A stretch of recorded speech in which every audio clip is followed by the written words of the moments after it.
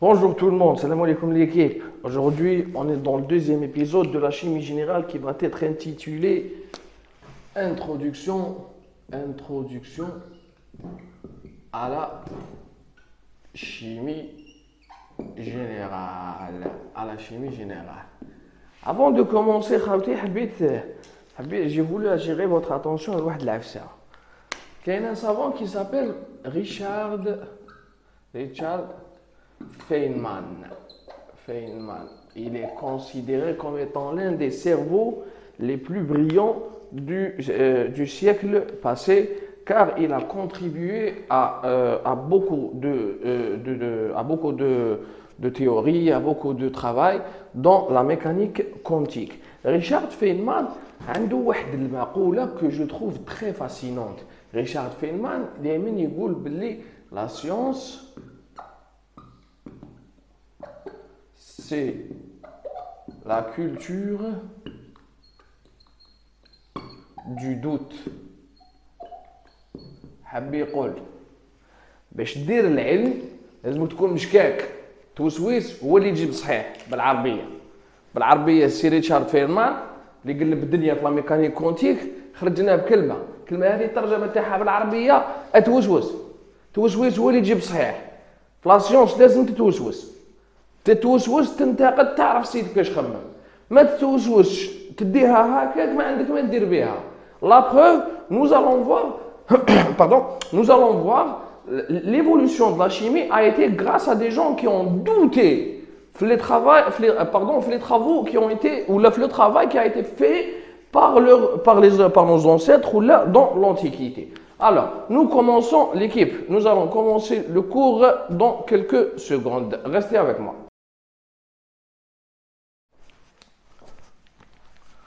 Alors l'équipe, notre voyage à travers l'espace-temps commence à partir de l'année moins 1000, qui veut dire 1000 ans avant Jésus-Christ. 1000 سنة قبل ميلاد المسيح, dans une échelle où 1 cm c'est l'équivalent de 50 ans. C'est-à-dire chaque 2 cm c'est l'équivalent d'un siècle. Alors, il est très logique de se demander où je connais chaque étape. Là, à l'année moins 1000, l'humain faisait déjà de la chimie, mais sans acquis théoriques et sans fondement scientifique. À l'année moins 1000, on savait déjà faire des armes pour les guerres, qui met les glaives, qui met les épées et tout. Alors, on savait faire de la bijouterie, surtout les familles royales et tout, et on savait même, embaumer. Embaumer, ça veut dire tahnit, ou là, la momification. Mais embaumer, c'est un petit peu plus exact. C'est-à-dire à l'année moins 1000, déjà les pharaons كانوا déjà بداو يحنطوا الموتى تاعهم. Or que dans cette période, on pensait que la matière est faite de 4 éléments. Les huma, le feu, la terre,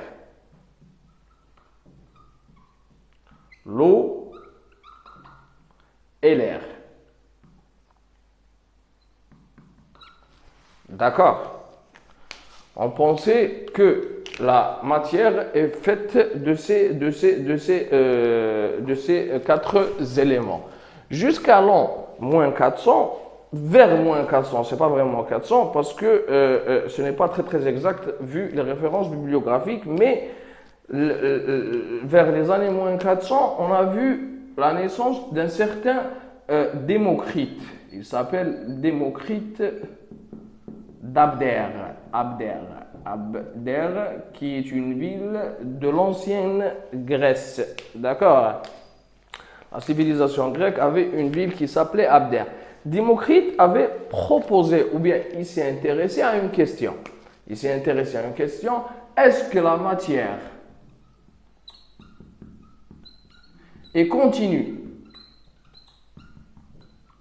Chose qui veut dire elle est non divisable. C'est un symbole mathématique, tu as le non divisable. Non divisable. Yani, elle n'est pas constituée de petits éléments qui ne sont plus divisables. Mais Démocrite, en s'intéressant à cette question, il était beaucoup plus convaincu que la matière est le contraire. Elle est divisable à un point limite, jusqu'à un point limite où on va retrouver des éléments ou bien des particules constituantes de la matière, mais qui sont non divisables. C'est-à-dire, et il met le terme atomos. Pour lui, c'est atomos. Tomos, en grec, veut dire divisable.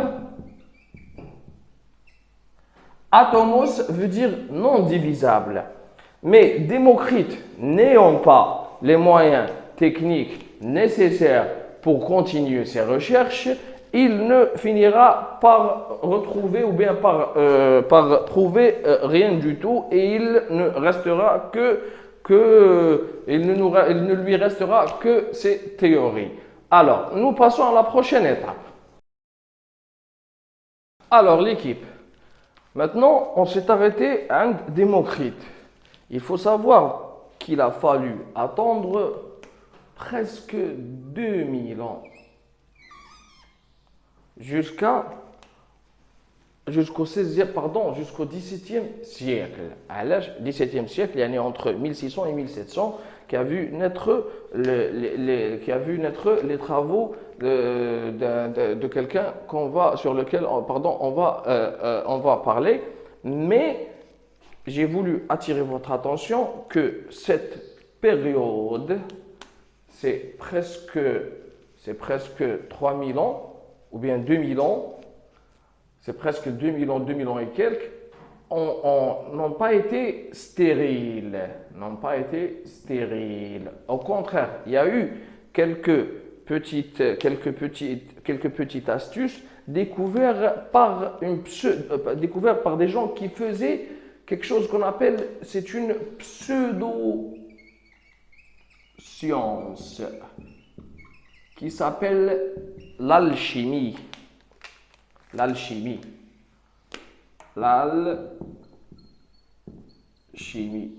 Alors, les alchimistes, quand nous pratiquement gazanés, ils n'avaient pas de fondement scientifique, ils n'avaient rien, mais quand même, tellement ils ont pu arriver à certains résultats, par exemple la préparation des acides minéraux et ainsi de suite.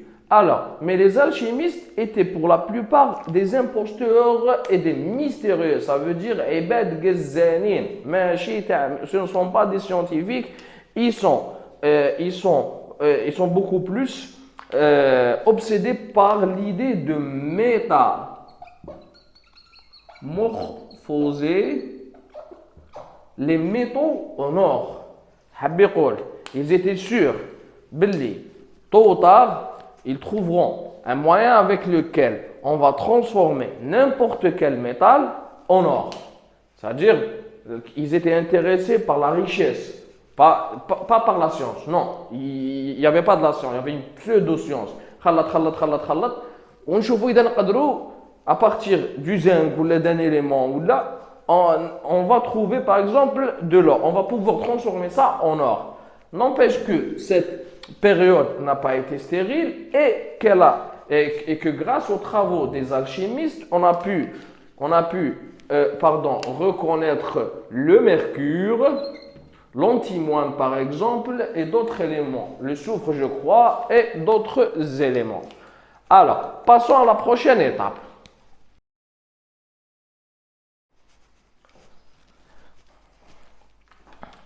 Alors l'équipe, on est arrivé à l'année 1661 et c'est une date très très importante dans l'histoire de la physique et de la chimie, car cette année a vu la publication d'un livre qui s'appelle The Skeptical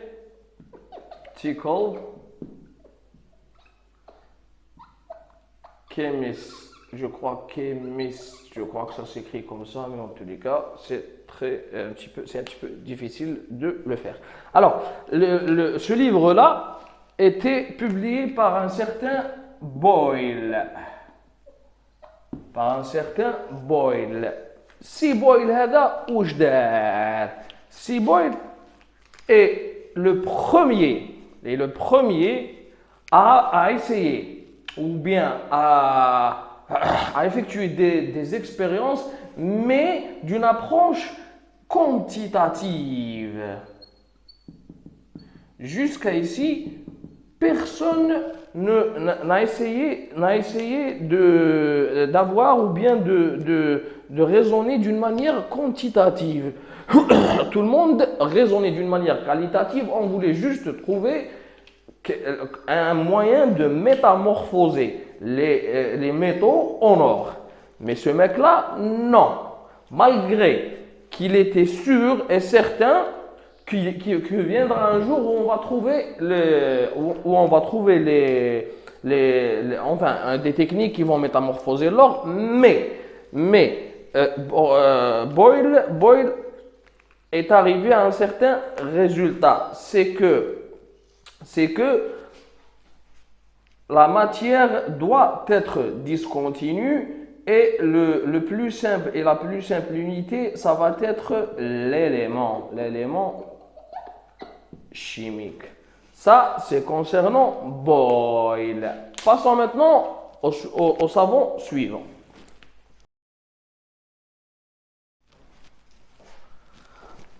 Alors l'équipe, après Robert Boyle, viendra un savant anglais qui s'appelle Joseph Priestley. Joseph Priestley.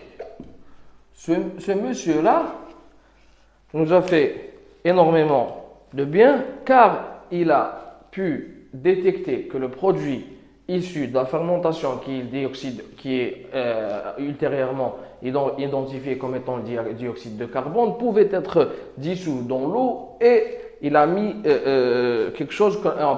il a nommé cette solution le soda. Mais c'est-à-dire sa meilleure découverte, elle a été en l'an 1774 quand il va pouvoir isoler l'oxygène en chauffant de l'oxyde mercurique.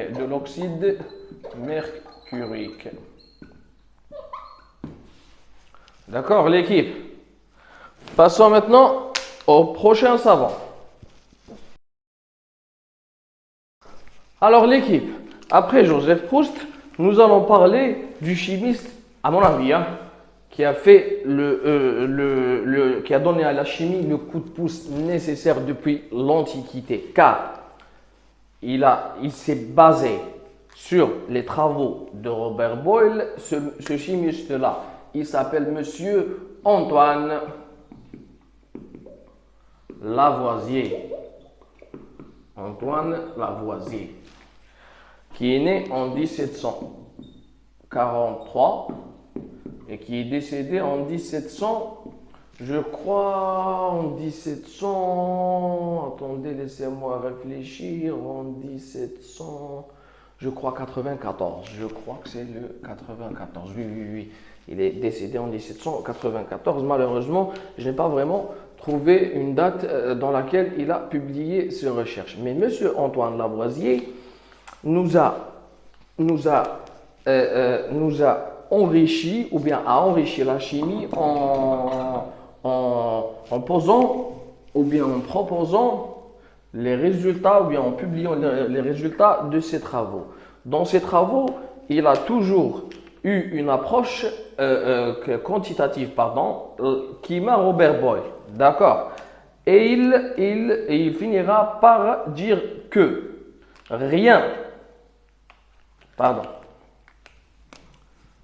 il finira par dire qu'en chimie, rien ne se crée, rien ne se perd. Et c'est ce qu'on appelle la loi de conservation de masse. C'est la loi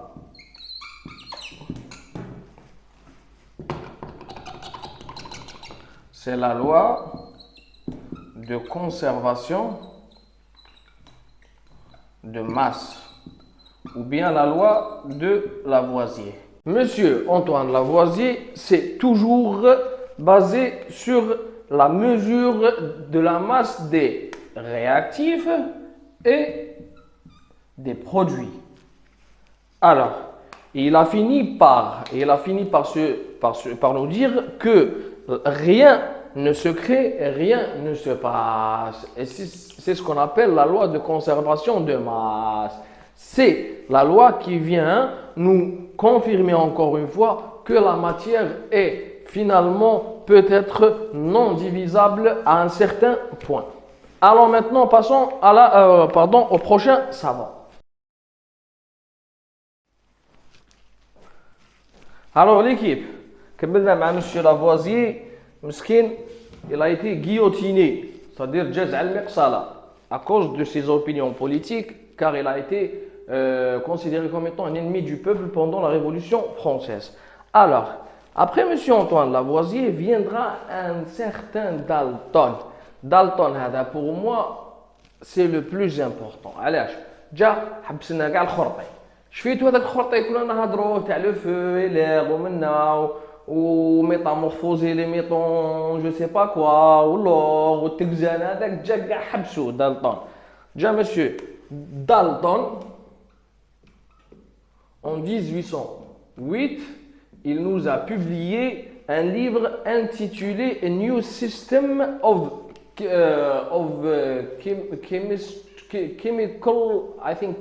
chemistry philosophy. Chemical philosophy. صح. A new system of chemical philosophy. Philosophy. Pardon l'équipe si j'écris philosophy in English fausse. Pardonnez-moi, voilà. Ça. En 1808, monsieur Dalton, dans son travail qui s'appelle A New System of Chemical Philosophy, nous a publié, il nous a proposé quatre théories. La première théorie, c'est que chaque élément,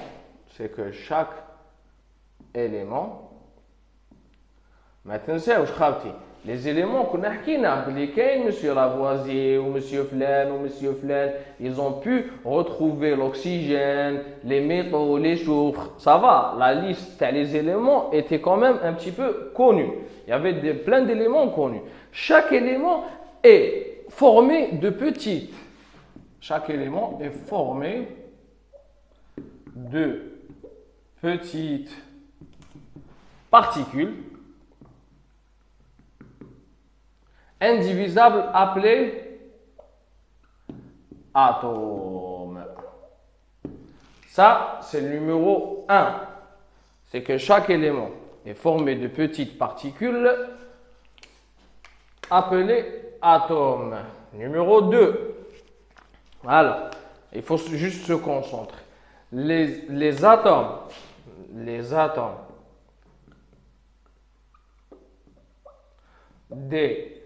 différents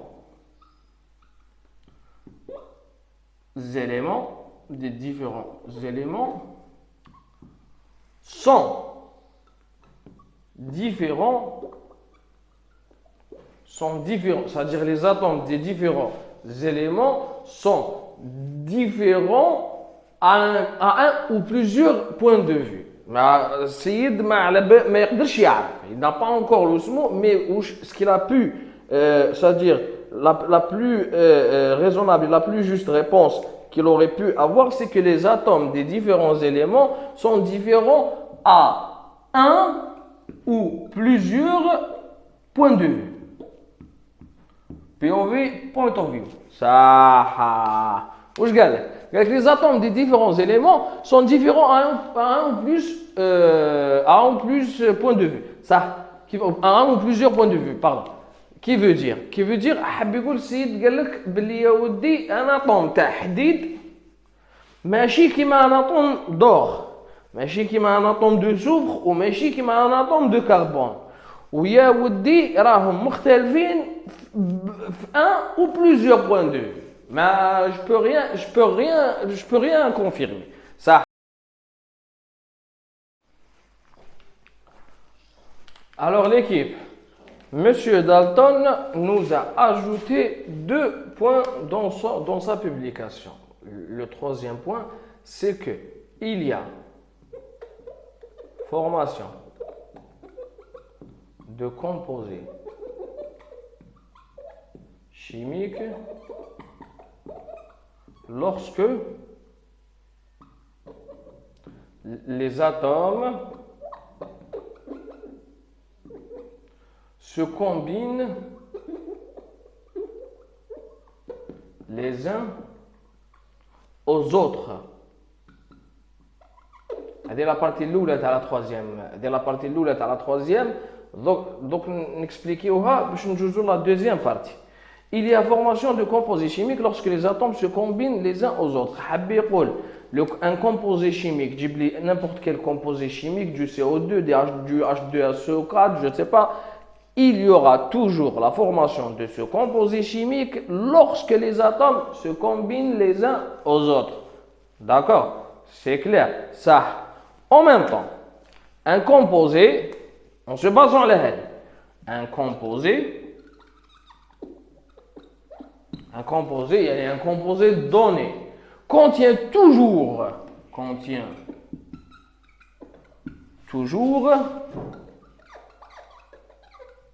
les mêmes nombres relatifs, les mêmes nombres relatifs et les mêmes types d'atomes.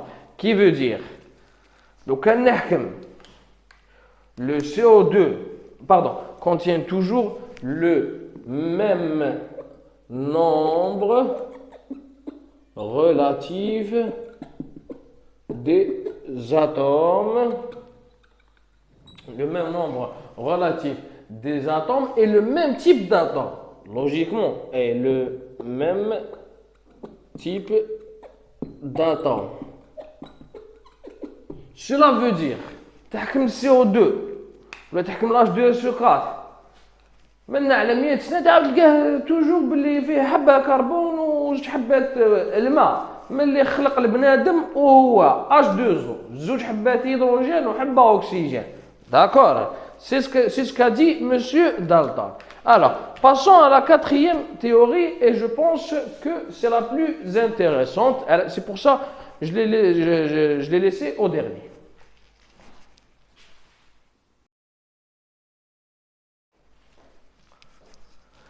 Alors l'équipe, continuons avec le Sir Dalton et maintenant on va parler de la quatrième ou bien du quatrième postulat. Dans une réaction chimique, qu'est-ce qui se passe?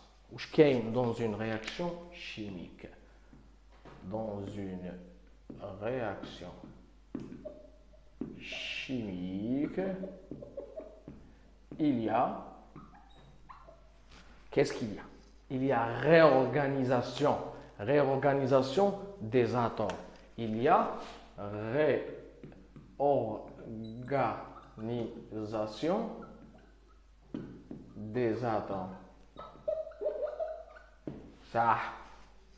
هذه à mon avis, elle renforce Monsieur Lavoisier.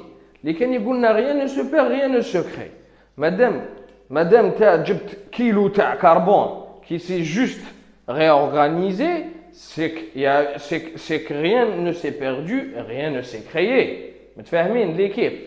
Alors, dans une réaction chimique, il y a réorganisation des atomes, number one, c'est-à-dire modification de la façon dont ils sont liés. C'est-à-dire, je ne sais pas, باليش أنايا يكون لاصق مع حاجة واحدة أخرى يولي لاصق مع حاجة واحدة أخرى. Par exemple, je ne sais pas.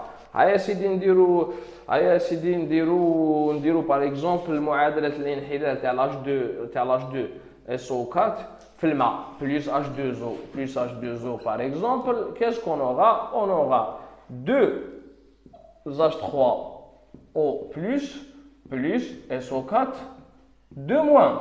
D'accord? Rien ne s'est perdu, rien ne s'est créé. تحسب منها شحال كان عندك هيدروجين تلقاه منها. تحسب منها شحال كان عندك سوفر تلقاه منها. تحسب منها شحال كان عندك أكسجين تلقاه منها.